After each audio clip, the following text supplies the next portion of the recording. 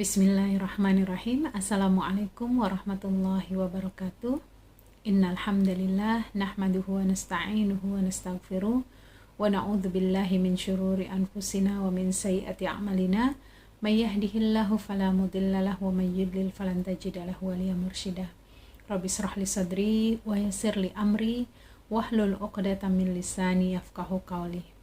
Apa kabar ibu-ibu semua? Semoga dalam keadaan sehat walafiat, selalu dalam lindungan Allah Subhanahu wa taala, dan waktu mendekati Ramadan itu sudah semakin terasakan. Semoga kita diberikan kemudahan untuk bisa sampai ke bulan Ramadan. Amin amin ya rabbal alamin. Ibu-ibu, hari ini kita akan melanjutkan pembahasan kita, yaitu surat Kahfi, yang insya Allah setelah kemarin kita membahas terkait dengan bagaimana kisah dari Ashabul Kahfi, dan juga terkait dengan Islam mengangkat derajat orang-orang beriman dan menjatuhkan, menghukumi, memberikan azab kepada orang-orang kafir. Maka pada kali ini kita akan melanjutkan bagaimana Allah memberikan sebuah perumpamaan bagi orang-orang yang memiliki kekuatan iman, memiliki kekuatan untuk senantiasa taat kepada Allah, dan juga satu kelompok lain atau perumpamaan yang lain adalah orang yang dia berbangga-bangga dengan urusan dunia dan merasa yakin bahwa dunia itu akan mampu menyelamatkannya. Ini adalah kisah yang diabadikan di dalam surat Kahfi berkaitan dengan pemilik dua kebun masing-masing ini adalah orang yang memiliki kekayaan, dan pemilik kebun yang kedua itu adalah orang yang sederhana.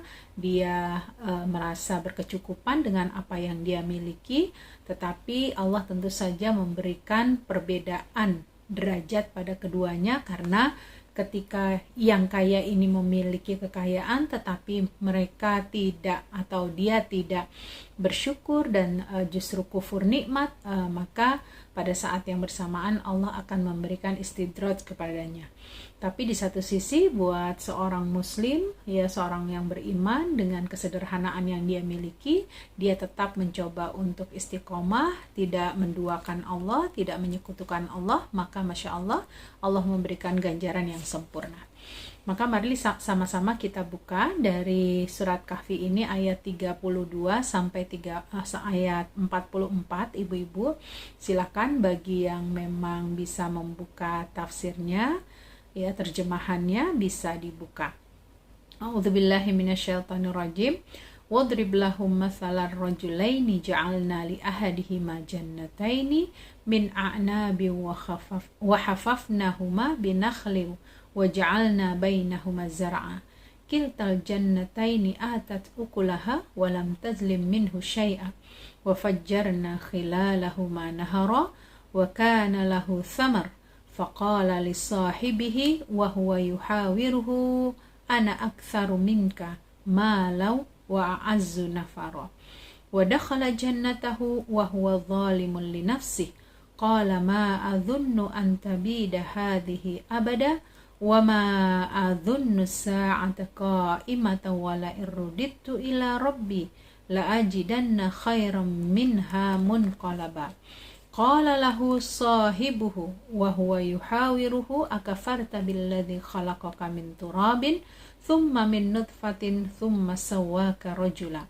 lakinna huwallahu rabbi wa la usyriku bi rabbi ahada walaula id dakhalta jannataka qulta ma syaa Allah la quwwata illa billah in tarani ana aqalla minka malan wa walada fa'asa rabbi ay yu'tiyani khairan min jannatika wa yursila 'alaiha husbanan minas samaa'i fatusbiha sa'idan zalaqa aw yusbiha ma'uha ghauran falan tastati'a lahu talaba wa uhita bi thamarihi fa asbaha yuqallibu kaffaihi ala ma anfaqa fiha wa hiya khawiyatun ala urushiha wa yaqulu ya laitani lam usyrik bi rabbi ahada walam takun lahu fi'atun yansurunahu min dunillah wa ma kana muntasira. Hunalikal walayatu lillahil haq wa khairun thawaban wa khairun uqba. Disebutkan, dan berikanlah Muhammad kepada mereka sebuah perumpamaan. 2 orang laki-laki, ya, yang seorang kafir, kami beri dia 2 buah kebun anggur, ya, 2 buah kebun anggur, dan kami kelilingi kedua kebun itu dengan pohon-pohon kurma, ya, dan di antara kedua kebun itu kami buatkan ladang. Kedua kebun itu menghasilkan buahnya dan tidak berkurang buahnya sedikit pun. Dan di celah-celah kedua kebun itu kami alirkan sungai, dan dia memiliki kekayaan besar. Maka dia berkata kepada kawannya yang beriman ketika dia bercakap-cakap dengannya, hartaku lebih banyak daripada hartamu, dan pengikutku lebih kuat. Dan dia memasuki kebunnya dengan sikap merugikan diri, ya, maksudnya merugikan diri itu dalam keadaan angkuh gitu ya, dan dengan kekafirannya. Dia berkata, aku kira kebun ini tidak akan binasa selama-lamanya, dan aku kira hari kiamat itu tidak akan datang. Dan sekiranya aku dikembalikan kepada Tuhanku, pasti aku akan mendapat tempat kembali yang lebih baik daripada ini. Kawannya yang beriman berkata kepadanya sambil bercakap-cakap dengannya, apakah engkau ingkar kepada Tuhan yang menciptakan engkau dari tanah, kemudian dari setetes mani, lalu dia menjadikan engkau seorang laki-laki yang sempurna? Tetapi percaya bahwa dialah Allah, Tuhanku, dan aku tidak akan mensekutukannya dengan sesuatu apapun. Dan mengapa ketika engkau memasuki kebunmu tidak mengucapkan Masya Allah la quwata illa billah. Sungguh atas kehendak Allah semua ini terwujud. Tidak ada kekuatan kecuali dengan pertolongan Allah. Sekalipun engkau anggap harta dan keturunanku lebih sedikit daripadamu, maka mudah-mudahan Tuhanku akan memberikan kepadaku kebun yang lebih baik daripada kebunmu ini. Dan dia mengirimkan petir dari langit ke kebunmu, ya, hingga kebun itu menjadi tanah yang licin atau airnya menjadi surut ke dalam tanah. Maka engkau tidak akan dapat menemukannya lagi. Dan harta kekayaannya, ya, dibinasakan. Lalu dia membolak-balikan kedua telapak tangannya tanda menyesal terhadap apa yang telah dia belanjakan untuk itu. Sedang pohon anggur roboh bersama penyangganya. Lalu dia berkata, betapa sekiranya dahulu aku tidak mensekutukan Tuhanku dengan sesuatu apapun, dan tidak ada lagi baginya segolongan pun yang dapat menolongnya selain Allah, dan dia pun tidak dapat, ya, membela dirinya. Di sana pertolongan itu hanya dari Allah yang maha benar. Dialah pemberi pahala terbaik dan pemberi balasan terbaik. Sadaqallahul azim. Jadi Masya Allah, ibu-ibu yang dirahmati Allah, dari ayat ini akan kita dapati Allah memberikan 2 perumpamaan manusia. Manusia yang sangat congkak, manusia yang sangat serakah, dan dengan keserakahannya itu lebih cenderung kepada menuju kekafiran, menyekutukan Allah dan bersikap semena-mena. Tetapi perumpamaan yang kedua adalah Allah menyandingkan, ya, orang kafir ini dengan seorang laki-laki mukmin yang dia dengan kesederhanaannya, kemudian dia dengan berpegang teguh kepada nilai-nilai agamanya gitu ya, maka orang inilah yang memberikan nasihat kepada orang yang congkak tersebut, yang merasa dirinya tidak akan terkalahkan, hartanya itu akan membantunya. Nah, disinilah nanti ibu-ibu akan kita dapati, ya, bagaimana kisah dari surat Kahfi ini memberikan gambaran kepada kita. Ada pendapat, ya, yang mengatakan bahwa ayat ini diturunkan kepada 2 orang bersaudara dari Bani Makhzum yaitu Al-Aswad bin Abdul Yalail, dia yang sebagai seorang kafir, dan Abu Salamah bin Abdullah bin Al-Aswad, dia seorang mukmin ya, dan dia adalah suami dari Ummu Salamah ketika belum dinikahi oleh Rasulullah SAW, Ummu Salamahnya. Tapi ada juga pendapat yang lain mengatakan bahwa dua orang tersebut ialah dua bersaudara dari Bani Israel. Satunya itu adalah orang kafir yang bernama Furtus, dan satunya lagi adalah seorang mukmin bernama Yahuza atau Kitfir. Ya, buat kita ini bukan menjadi satu hal yang besar ya untuk dipermasalahkan. Intinya perumpamaan inilah yang harus kita ambil agar kita bisa mengambil pelajaran sebesar-besarnya.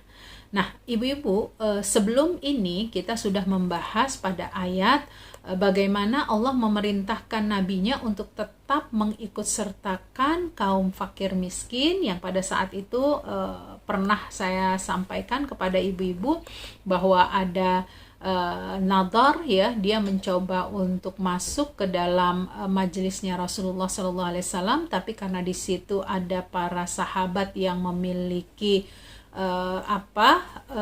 posisi dia sebagai orang miskin, di satu sisi yang lain memiliki aroma yang tidak sedap di badannya karena dia menggunakan pakaian berasal dari bulu domba gitu ya. Nah, tapi pada saat itulah Allah menegur ketika Nadhar berkeinginan kalau dia diberikan kesempatan hadir di majelis Rasulullah, dia akan duduk di paling depan dan meminta fakir miskin itu untuk berpindah dari tempat itu. Maka Rasulullah SAW tidak memberikan izin ya. Jadi itu cerita waktu lalu ya, permintaan para pembesar Quraisy ya agar disetujui mereka bisa duduk di tempat majelis berilmunya Rasulullah, duduk paling depan, sementara orang miskin itu dienyahkan karena mereka tidak merasa nyaman bersama orang-orang yang dianggap hina dan rendah ya menurut versi mereka. Nah, di ayat ini ya, kemudian Allah melanjutkan dengan memberi perumpamaan orang kaya yang kafir gitu. Jadi masih ada keterusannya, masih ada follow up-nya dari cerita surat Al-Kahfi dari ayat sebelumnya hingga ke ayat yang kita bahas hari ini.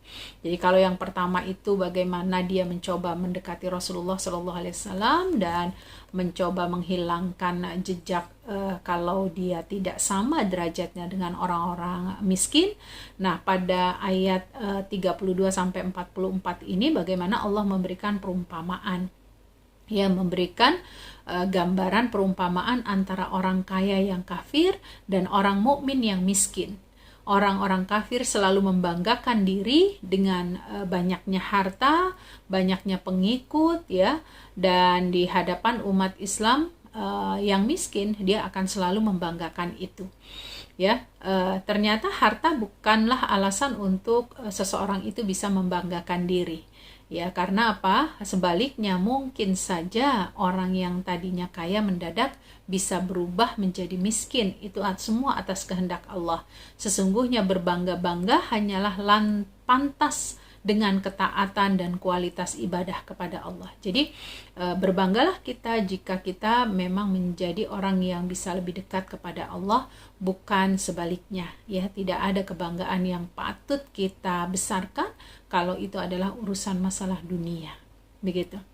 Nah, ibu-ibu yang dirahmati Allah, ayat ini dimulai dengan wadrib lahum masalah rajulain. Ya, tadi di awal sudah kita gambarkan bahwa wahai Rasul, berilah perumpamaan untuk kaum musyrikin yang memintamu untuk mengusir orang-orang mukmin yang berdoa kepada Allah pada pagi dan petang. Ya, di mana mereka itu berdoa penuh dengan keikhlasan. Perumpamaan tersebut adalah keadaan dua orang laki-laki yang salah satunya Allah beri kebun, ya, di mana jumlah kebun itu ada dua, ya, yaitu kebun anggur yang dimana dikelilingi kebun anggur itu dengan pohon-pohon kurma. ya. Jadi semua tanaman yang diberikan kepada orang kafir ini tanaman yang serba berkualitas, yang bisa menghasilkan makanan pokok dan buah-buahan yang sangat baik gitu ya. Jadi intinya dia ini diberikan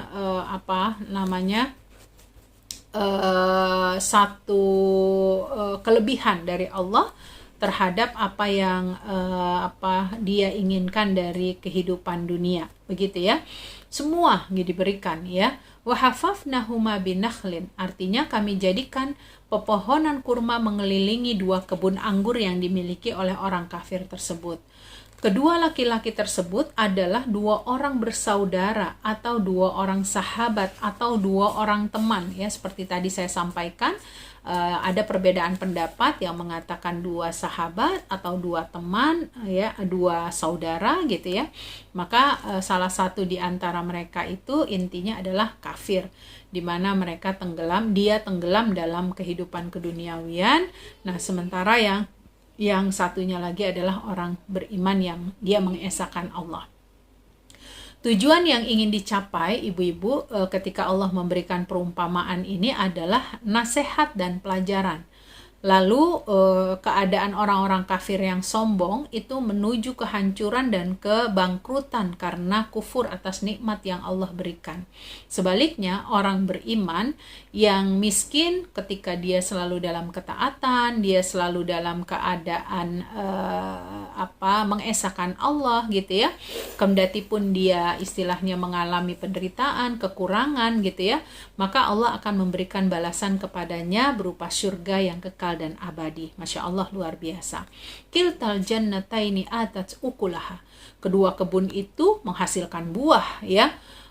Bahkan walam tazlim minhu syai'a, dan tidak berkurang buahnya sedikit pun setiap tahun. Artinya memang diberikan sesuatu yang nikmatnya itu nggak habis-habis, seolah-olah seperti itu. Wa fajjarna khilalahuma nahara, dan kami keluarkan semua ya, artinya apa? Kami keluarkan serta kami alirkan di tengah keduanya itu beberapa cabang untuk mengairi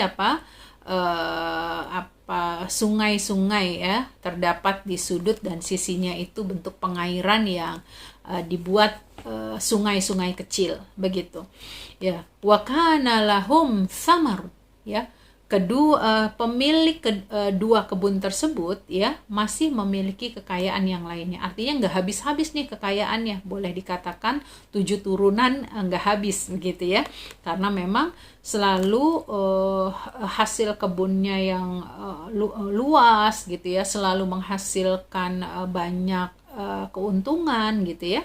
Maka ditambah lagi ya, masih memiliki kekayaan lain dibandingkan cuma pohon kurma dan anggur itu gitu ya. Dan ternyata apalagi harta yang dimiliki berupa emas, perak sebagai hasil perdagangan dan pengembangan hasil perdagangan yang dimiliki. Jadi betul-betul orang kafir ini memiliki kekayaan yang tidak pernah habis ya. Kalau ibarat kata uang itu ada serinya, ini tidak berseri gitu ya, karena saking banyaknya. Nah, kekayaan inilah yang akhirnya menyebabkan orang kafir ini menjadi angkuh ya, karena dia beranggapan dengan harta yang dia miliki, dengan kekayaan yang dia miliki, setiap dirinya itu bisa melakukan apapun. Akhirnya menyebabkan dia lupa diri ya. Nah, kemudian Allah menyebutkan faqala li sahibihi wa huwa yuhawiruhu ana aktsaru minka mala wa azzu nafara ya. Pemilik dua kebun itu kemudian berkata sama teman atau saudaranya ini ya. Apa yang dia katakan? Perkataannya ini ingin menunjukkan kebanggaan dirinya, menunjukkan kelebihan yang ada pada dirinya. Hartaku, katanya ya, faqala li sahibihi wa huwa yuhawiruhu ana aktsaru minka ya, hartaku ini lebih banyak daripada dirimu, pengikutku juga lebih kuat ya, wa azzu nafara, Maksudnya apa? Pelayan, pengawal ya. Kalau kita mungkin sekarang ini menyebutnya ajudan-ajudan gitu ya. Banyak yang mengelilinginya, membantunya ya. Keluarganya juga banyak, kerabatnya juga begitu, begitu. Dengan semua yang dimiliki dia semakin lupa diri, seolah-olah ya bisa ya. Kita contohkan kalau di tengah masyarakat kita ada orang yang memiliki kelebihan dari sisi harta, kedudukan dan lain sebagainya, yang kemudian dia menganggap harta yang dia miliki itu seolah-olah bisa menjual pribadi orang ya. Orang seperti ini lebih cenderung masuk kepada pribadi yang congkak, pribadi yang sombong, karena bisa jadi banyak orang-orang yang dilemahkan atau diremehkan karena dia memiliki kedudukan.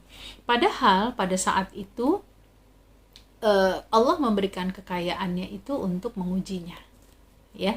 Hal ini membuat orang kafir tersebut pendek akal gitu ya, sehingga karena dia pendek akal, berbicaranya hanya tentang urusan dunia, apa yang dia lakukan? Lemahlah keimanannya untuk beribadah kepada Allah. Kondisi ini lagi-lagi diceritakan dalam Al-Quran. Wa dakhala jannatahu wa huwa zalimun li nafsih. Orang yang kaya raya itu, dia kalau masuk rumah, keluar rumah, istilahnya ya, mempunyai apa ya, istilah punya kesombongan lah gitu ya. Karena pada saat orang kaya itu masuk ke dalam kebunnya yang mempunyai 2 bagian bersama sahabatnya, seorang mukmin yang soleh tadi ya, lalu dengan penuh bangga dia menyebutkan ya besarnya atau banyaknya harta yang dia miliki. Dia bersikap zolim terhadap dirinya sendiri, kufur, melampaui batas gitu ya. Padahal semuanya ini adalah urusan dunia yang semuanya diuji oleh Allah. Ya, sampai bahkan orang kafir ini mengatakan tadi ya, aku kira hari kiamat tidak akan datang seperti yang kamu katakan sahabatku gitu ya. Jadi as-sa'ah qa'imah ya, maksudnya hari kiamat itu pasti akan terjadi, tapi dia tetap kekeh berekeh menyebutkan hari kiamat itu nggak akan pernah terjadi. Kalaupun nanti aku mengalami kematian, pasti kalau aku dihidupkan lagi, aku akan diberikan kedudukan yang lebih baik dari sekarang. Jadi PD-nya itu luar biasa, begitu ya. Padahal dia telah menzolimi dirinya dengan urusan-urusan dunia ini. Kemudian laki-laki kafir itu selanjutnya bersumpah kepada Allah ya, sampai bersumpah, wala in ruditu ila rabbi la ajidanna khairan minha munqalaba. Jadi kalau sampai Allah itu mematikannya, kemudian Allah membangkitkannya, pasti dia akan dikembalikan pada tempat yang lebih baik gitu. Karena ya tadi kepedeannya dia terhadap apa yang dia miliki, seolah-olah semua mudah untuk dia dapatkan. Nah, pada saat itulah sahabatnya atau saudaranya ini memberikan nasihat. Ya, sahabatnya yang beriman menjawab perkataan kesombongan yang dilontarkan oleh saudara atau temannya ini. Ya, apa katanya? Qala lahu sahibuhu wa huwa yujawiruhu ya wa huwa yuhawiruhu akafarta billadzi khalaqaka min turabin thumma min nutfatin thumma sawwaka rajula. Jadi sahabatnya yang mukmin ini menjawab, jawabannya itu sebetulnya adalah sebuah nasihat. Disinilah nanti letaknya kita dapati ketika kita berkawan dengan siapapun, apalagi sesama muslim ya, dengan orang di luar Islam saja, kita harus punya keinginan untuk saling menasehati ya. Jadi inilah letak di mana orang beriman itu ingin memperbaiki, ingin mengajak orang kafir ini atau saudaranya yang kafir ini kembali kepada Allah ya. Sahabat yang mukmin ini menjawab perkataan tersebut ya, karena dia mengingatkan apa yang kamu katakan itu sudah masuk kepada perkara kufur dan sudah masuk kepada perkara kesombongan. Apakah kamu ingkar kepada zat yang telah menciptakan kamu tuh dari tanah ya, khalaqaka min turab, kamu tuh diciptain dari tanah, artinya apa yang diciptakan oleh Allah gitu ya, pada hakikatnya itu memiliki kelemahan. Karena yang sesungguhnya kuat, yang sesungguhnya sangat berkuasa yaitu Allah Subhanahu wa taala. Jadi pada saat orang beriman ini memberikan nasihat, mengingatkan akan kekufuran yang telah dilakukan oleh orang kafir ini, tapi sekali lagi lakinnahu wallahu rabbi wala usyriku bi rabbi ahada. Ya, tetapi aku tidak mengatakan seperti perkataanmu, melainkan aku meyakini keesaan dan keberadaan kekuasaan Allah.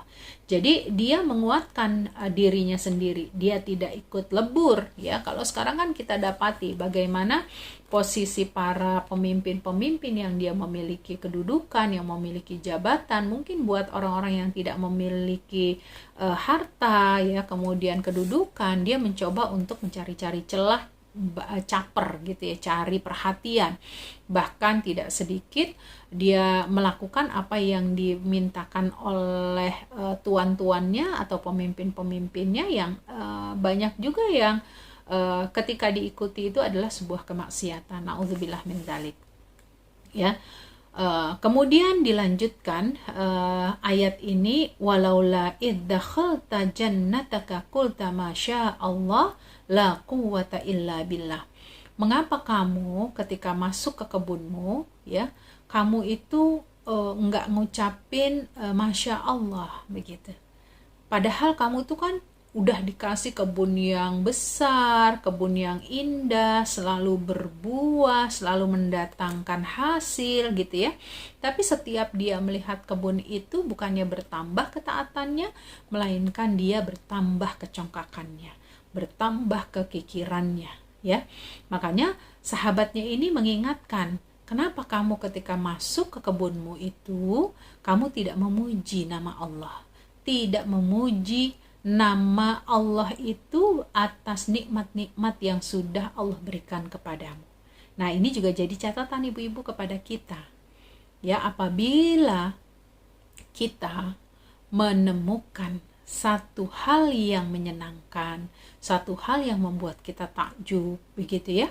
Ternyata salah satu di antara sunnahnya adalah perlunya kita membaca ya, masya Allah la quwwata illa billah ya. Siapa yang senang dan kagum dengan kondisi harta atau anak, hendaklah dia mengucapkan masya Allah la quwwata illa billah. Sungguh atas kehendak Allah semua ini terwujud, tiada kekuatan kecuali dengan pertolongan Allah. Nah, inilah yang diingatkan oleh orang soleh kepada orang kafir tersebut. Karena hakikatnya apa yang dia punyai itu datangnya dari Allah. Tidak ada satupun yang dia memiliki semuanya itu yang kemudian dia bisa mendapati keseterusannya. Ya, terus dia miliki itu nggak bisa. Karena pada hakikatnya manusia akan mengalami kematian. Ya, tidaklah Allah ya, dalam sebuah hadisnya disebutkan, tidaklah Allah menganugerahi hambanya keluarga, harta atau anak, kemudian hamba tersebut berkata masya Allah la quwwata illa billah, kecuali hamba tersebut tidak akan melihat keburukan pada nikmat tersebut kecuali kematian. Jadi ketika ini kita bacakan, itu pada hakikatnya adalah keberkahan untuk diri kita, keluarga kita, anak kita, karena disebutkan dalam hadis ini demikian. Karena itu, ala adulluka ala kanzin min kunuzil jannah la haula wala quwwata illa billah. Maukah aku tunjukkan kepadamu salah satu harta karun surga, yaitu bacalah la haula wala quwwata illa billah. Dan insya Allah kita semua sudah hafal ya. Jadi ini upaya kita untuk menguatkan. Kemudian ibu-ibu, sahabat yang mukmin ini kembali menasehati ya, menjawab kesombongan harta dan anak yang memang disampaikan oleh sahabatnya yang orang kafir ini. In taraka ana aqalla minka mala wa walada fa'asa rabbi ayyu tiani khairan min jannatika. memang benar kamu itu banyak hartanya, kamu itu banyak keluarganya, familinya, tapi ya orang mukmin ini berkata, sesungguhnya saat kamu melihat diriku lebih miskin gitu ya daripada kamu, dan posisi yang saya punya juga keturunannya enggak banyak gitu ya, tapi saya berharap kondisi sebaliknya nanti akan Allah berikan ketika di akhirat. Jadi dia begitu yakin dengan apa yang dititipkan oleh Allah Subhanahu wa taala, apalagi karena sifatnya sementara, tapi harapan terbesar adalah pada saat dia nanti kembali kepada Allah, semuanya itu akan dilipat gandakan. Hartanya akan dilipat gandakan ya, dalam hal ini adalah kemuliaan di sisi Allah, ditinggikan derajatnya, kemudian ketika dia masuk surga itu dalam keadaan bersama keluarganya. Ya. Nah, kemudian ibu-ibu yang dirahmati Allah, dilanjutkan dengan penguatan dari sahabatnya yang mukmin ini ya, ketika Allah berfirman, wa uhilta bi thamarihi fa asbaha yuqallibu kaffaihi ala ma anfaqa fiha. Ya, satu waktu nanti kamu akan ngedapetin gitu ya, datangnya kehancuran, kebinasaan, apa yang kamu miliki, buah-buahan tadi ya, kemudian hasilnya semua itu akan dihancurkan dan dibinasakan ya. Kenapa? Tidak ada lagi nanti yang akan membuat kamu bangga terhadap apa yang kamu miliki itu. Kenapa? Karena itu adalah kelalaian yang telah kamu lakukan. Jadi orang beriman itu terus mengingatkan saudaranya ini untuk kembali kepada Allah gitu ya. Jangan sampai ibaratnya sesuatu yang fata morgana, urusan dunia itu menyebabkan dia lupa diri begitu ya.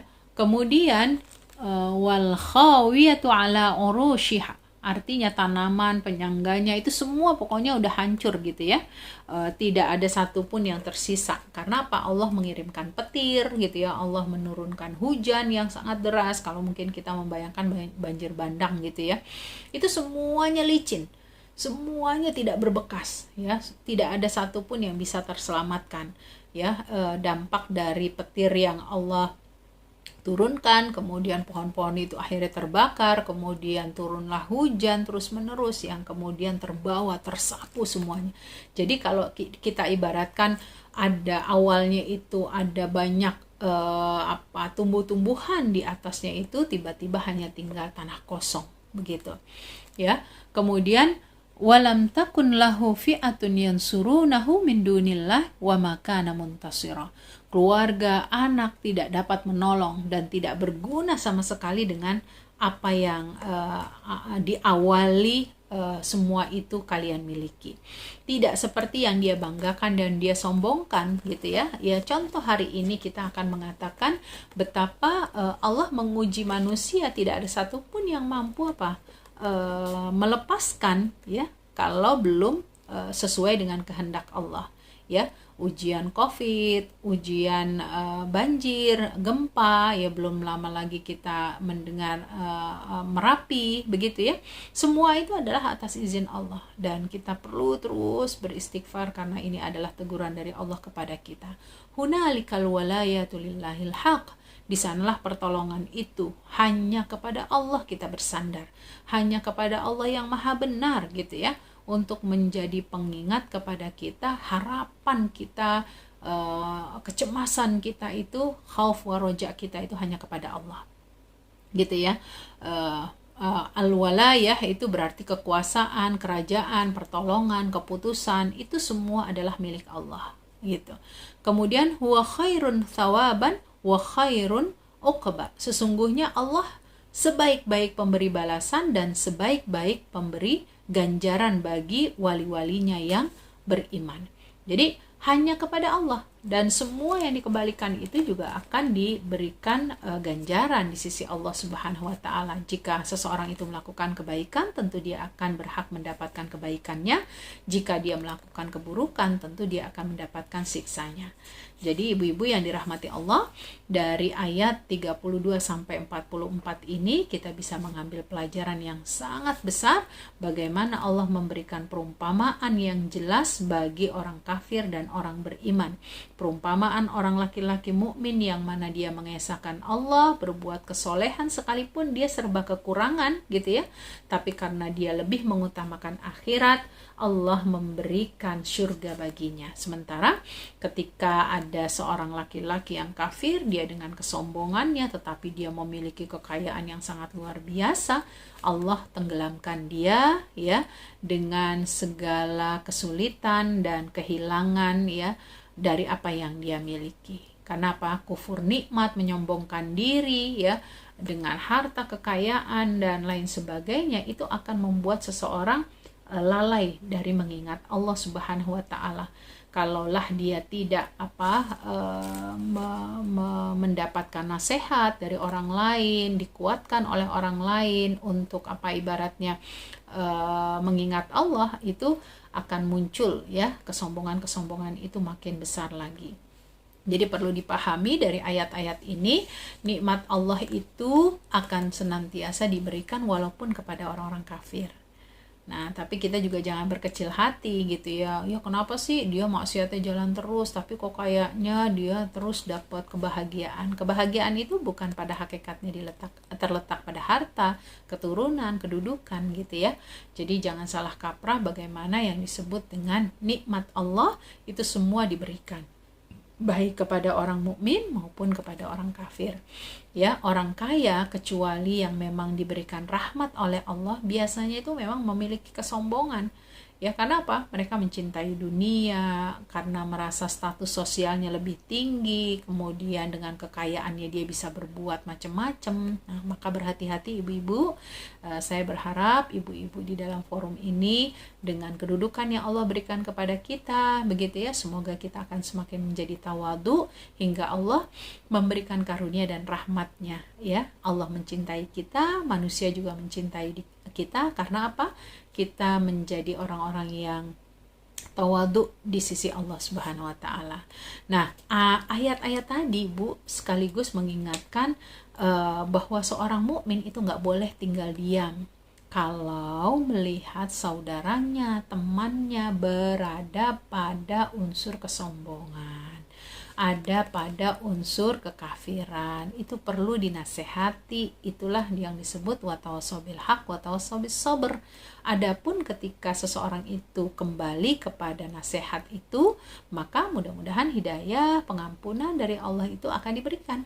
Tapi kalau seandainya justru dia makin bertambah kufur ya dengan nasihat yang diberikan oleh saudaranya yang mukmin gitu ya, maka ini menunjukkan bahwa di dalam dirinya itu sudah dikesatkan oleh Allah, sudah digelapkan ya oleh Allah. Jadi makanya sebagai seorang mukmin tidak boleh tinggal diam ya. Ya, kecintaan terhadap harta terkadang menjadi penyebab seseorang itu mengingkari hari akhirat ya. Jadi seolah-olah semuanya itu bisa dibawa lagi ya. Materi itu bukan segala-galanya. Justru kita harus betul-betul banyak belajar bahwa dengan harta yang diberikan oleh Allah kepada kita, itu hendaknya kita betul-betul menjadi semakin bersyukur atas nikmat. Nah, kemudian tadi sudah dijelaskan pada saat kita berhadapan dengan sesuatu yang menakjubkan, bacalah Masya Allah la quwata illa billah. La haula wa la quwata illa billah jika diucapkan seorang hamba, niscaya Allah Azza wa Jalla akan menjawab, hambaku telah menyerahkan dan memasrahkan dirinya. Ketika seseorang sudah memasrahkan dirinya kepada Allah dan dia mati pasti dalam keadaan baik. Matinya dalam keadaan sudah memasrahkan diri kepada Allah. Wala tamutunna illa wa antum muslimun ya. Jika bencana datang, maka berlindunglah kita kepada Allah sebagaimana yang diingatkan oleh orang muslim tadi ya, orang mukmin tadi kepada orang kafir, karena pada hakikatnya kita hanya bisa memohon perlindungan dari Allah sekalipun kita berada di dunia, kita tidak bisa berlindung pada dunia. Begitu. Sesungguhnya Allah lah yang berkuasa atas segala sesuatu. Kemudian ibu-ibu kita lanjutkan di ayat 45 sampai 46, di mana di dalam ayat ini kembali ada bentuk-bentuk perumpamaan dunia gitu ya. Silahkan ibu-ibu ya, di ayat 45 sampai 46 ini, wadrib lahum matsalal hayatid dunya kama in anzalnahu minas sama'i fakhtalata bihi nabatul ardi fa asbaha hashiman tadruhu riyah wa kana Allahu ala kulli syai'in muqtadira. Al malu wal banuna zinatul hayatid dunya wal baqiyatus salihatu khairun 'inda rabbik thawaban wa khairun amala. Jadi masih melanjutkan ya tentang perumpamaan bagaimana Allah buat untuk manusia itu perumpamaan dunia ibarat air hujan yang diturunkan dari langit ya, menyuburkan tumbuhan di bumi, kemudian tumbuh-tumbuhan itu kalau sudah panen ya dia akan kering gitu ya, diterbangkan angin, dan Allah Maha Kuasa atas segala sesuatu. Nah, di tengah-tengah ini Allah menyebutkan harta dan anak-anak itu adalah perhiasan kehidupan dunia. Tetapi amal kebajikan yang terus-menerus itu adalah lebih baik pahalanya di sisi Allah Subhanahu wa taala. Jadi sekali lagi ini adalah pengingat perumpamaan yang berikutnya ya, bagaimana pada saat Rasulullah Shallallahu Alaihi Wasallam mengingatkan kepada Nadhar ya agar dia tetap mengikuti majelis tanpa harus meminta orang-orang miskin itu keluar dari majelis Rasulullah. Ternyata Allah menurunkan ayat sesungguhnya orang-orang yang memiliki kekuasaan, orang-orang yang memiliki derajat itu belum tentu mereka memiliki derajat yang tinggi di sisi Allah. Inilah kenapa di ayat ini Allah menguatkan kepada kita ya. Wa kana Allahu ala kulli syai'in muqtadira. Ya, Allah yang maha kuasa untuk membuat dan menghancurkan. Dan Allah lah yang juga punya kekuasaan untuk memberi ya banyak perumpamaan kepada manusia. Ya, maksud perumpamaan ini kan agar supaya kita bisa mengambil pelajaran. Ibu-ibu bisa dilihat salah satu contoh-contoh perumpamaan yang disebutkan di dalam Al-Quran. Contohnya surat Yunus ayat 24. Sesungguhnya perumpamaan kehidupan duniawi itu hanya seperti air hujan yang kami turunkan dari langit, lalu tumbuhlah tanaman-tanaman bumi dengan subur karena air itu. Di antaranya ada yang dimakan manusia dan hewan ternak ya. Jadi fungsi manusia itu tidak akan bertahan lama di dunia.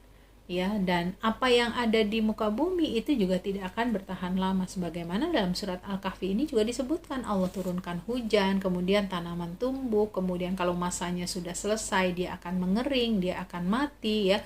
Itulah daur kehidupannya. Ya, tidak ada yang kekal ya kecuali Allah Subhanahu wa taala.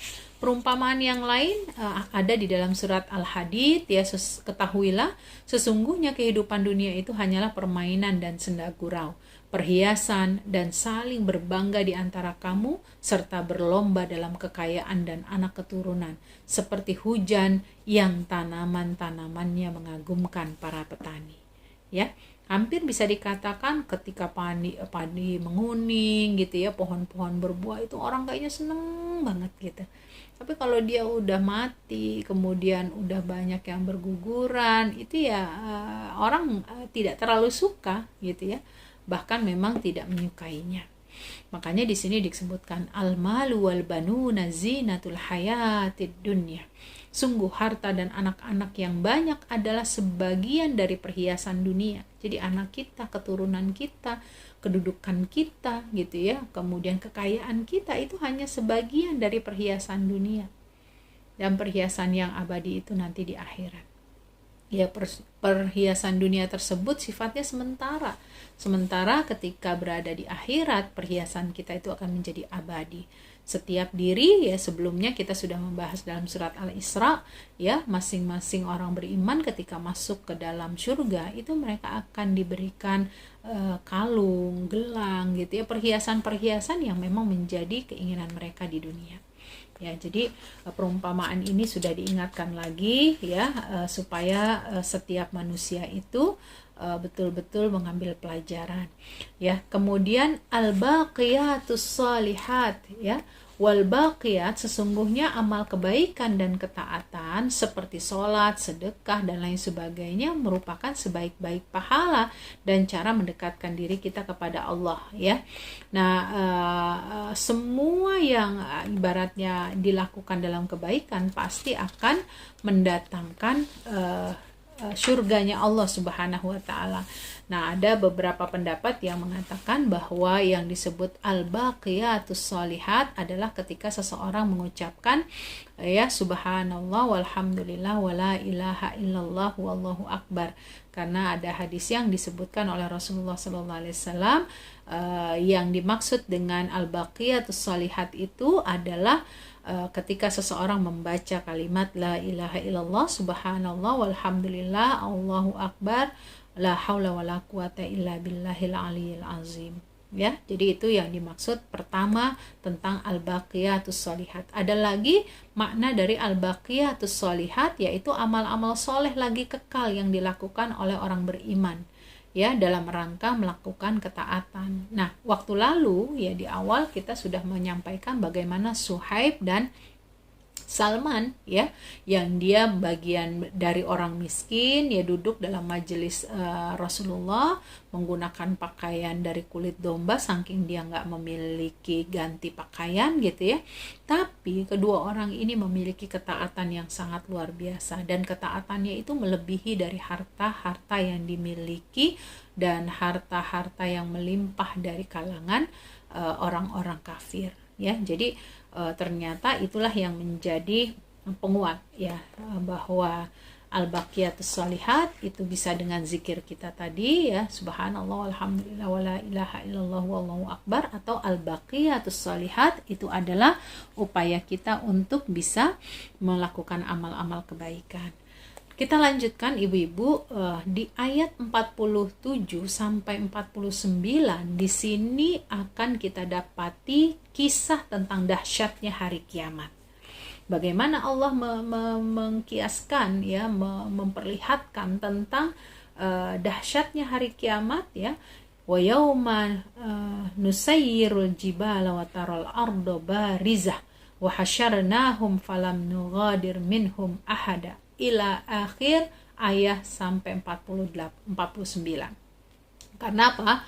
Pada kesempatan ini, ya, luar biasa gunung-gunung yang kita ketahui memiliki kekuatan yang kokoh gitu, ya, memiliki kekokohan yang diibaratkan sebagai pasak bumi gitu, ya.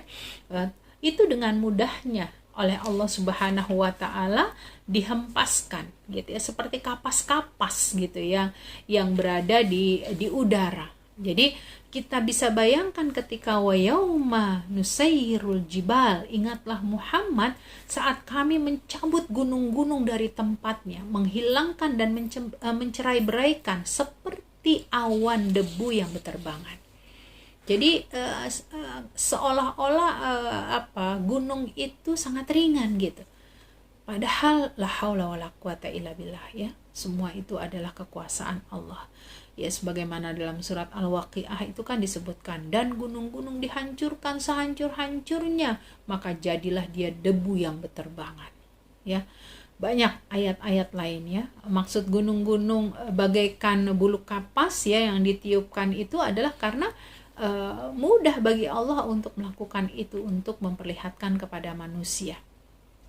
Jadi ayat ini memberikan penguatan kepada kita. Kemudian watarol ardo barizah, wahai manusia, coba lihat seluruh muka bumi menjadi tampak jelas. Maksudnya tampak jelas itu adalah ketika apa yang ada di permukaan bumi itu dimasukkan, ditenggelamkan, kemudian apa yang ada di langit itu kemudian juga bertabrakan. Jadi semuanya itu dalam keadaan seperti satu line gitu, ya, satu jalan begitu. Nah, ini dibayangkan oleh mata kita atau pikiran kita pun tidak akan sampai. Jadi ketika semua makhluk sudah berada dalam satu tempat, ya, Allah bariskan mereka, ya, tidak ada rahasia satu sama lain di antara mereka, ya. Kemudian Wahasyarnahum falam nughadir minhum ahada. Kami kumpulkan seluruh manusia dari generasi pertama hingga generasi terakhir untuk apa? Dihisap, ya, untuk dihitung, ya, apa yang telah mereka lakukan ketika di dunia. Pada hari kiamat nanti semua manusia itu dikumpulkan dalam keadaan telanjang. Begitulah Rasulullah SAW meriwayatkan. Kemudian Aisyah bertanya, jika begitu para pria dan wanita akan saling memandang dong Rasulullah, begitu ya, seolah-olah Aisyah mengingatkan Rasulullah. Tapi apa kata Rasulullah SAW? Kondisi saat itu, al-amru asyaddu min anna yanzura ba'duhum ila ba'd. Ya, kondisi saat itu lebih berat daripada melihat satu sama lain. Saking nggak bisa ngelihat, nggak bisa ngelirik, dia memperhitungkan apa yang harus dia hisab di hadapan Allah. Setiap orang pada hari itu mempunyai urusan yang menyibukkan. Ini semua menunjukkan kepastian peristiwa pada padang mahsyar, ya. Nah, kemudian ayat ini juga memberikan pengingat tentang dahsyatnya hari kiamat itu. Ya, uridu ala rabbika safa laqad ji'tumuna kama khalaqnakum awwala marrah. Seluruh manusia dibawa ke hadapan Allah dalam satu barisan, ya. Mereka dalam kondisi yang telanjang, kemudian tidak ada satupun yang bisa menolong mereka, begitu ya, betul-betul dalam keadaan yang sudah harus totalitas dengan hisab yang Allah berikan. Bal za'amtum allan naj'al lakum mau'idah. Bahkan kalian mengira bahwanya tidak ada pertemuan antara kalian dengan Allah, gitu ya.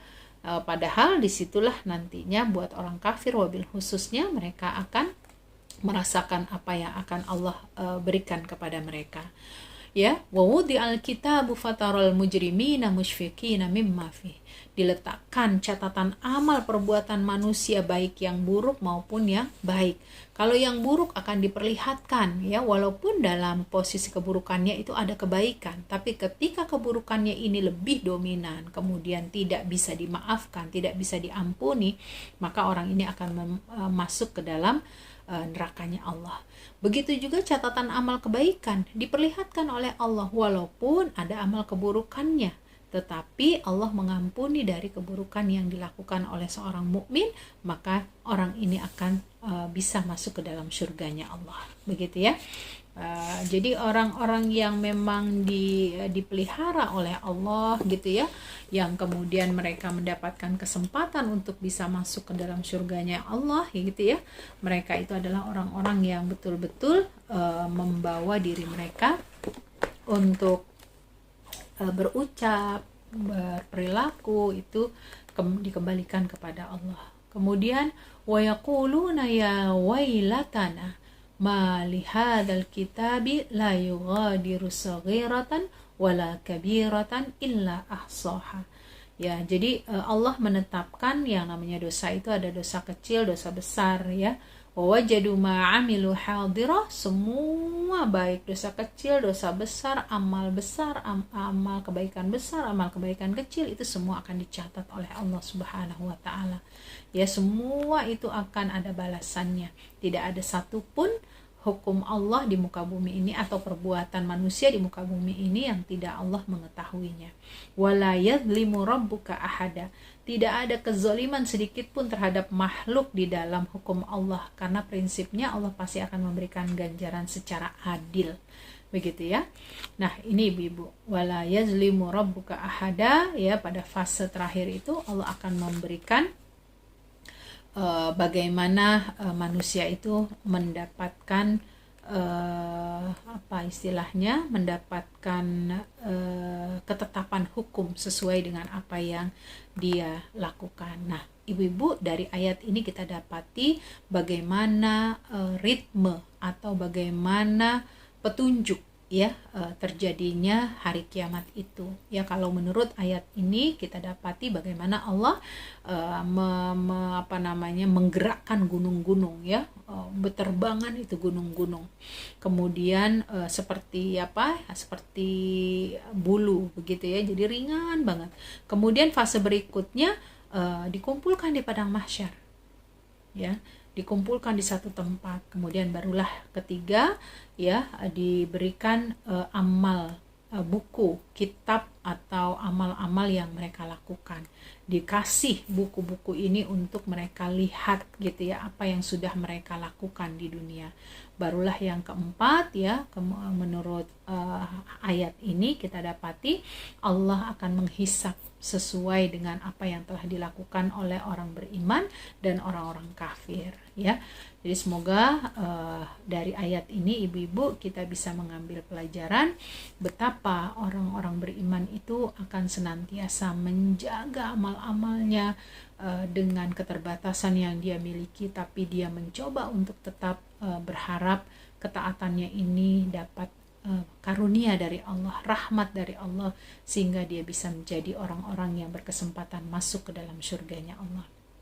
Nah, mudah-mudahan ibu-ibu yang dirahmati Allah ini bisa menjadi renungan bagi kita semua bahwa surat Al-Kahfi yang kita baca itu bukan hanya sekedar menjadi ritme rutinitas kita, kebiasaan saja, tetapi mudah-mudahan bisa kita telaah lebih dalam lagi supaya kita betul-betul bisa mendapatkan anugerah tertinggi dari Allah Subhanahu wa taala. Lebih dan kurangnya saya mohon maaf kalau ada hal-hal yang salah itu datangnya dari diri saya secara pribadi. Mohon ampun kepada Allah atas segala kekurangannya.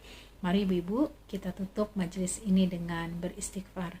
Astaghfirullahaladzim, astaghfirullahaladzim, astaghfirullahaladzim. Kita tutup dengan kafaratul majlis.